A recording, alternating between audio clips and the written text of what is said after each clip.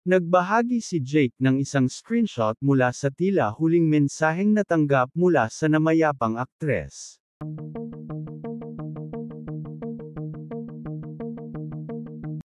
Marami pa rin ang apektado sa biglaang pagpanaw ng bitter-anang aktres na si Jacqueline Jose.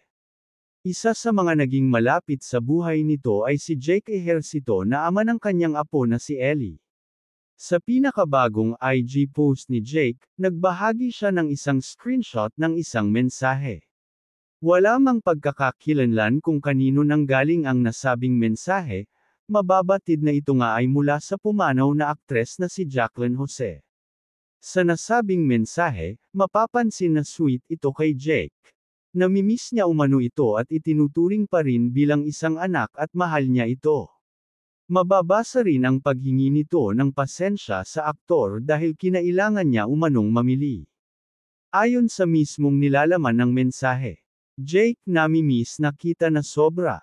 Anak pa din ang turing ko sayo. Sorry sa dahil kailangan ko lang mamili. Mahal kita, alam mo yan. Isa si Jake sa mga nakasama nina Andy at Ellie sa pagdadala ng ng yumaong aktres sa Arlington Memorial Chapel sa Quezon City.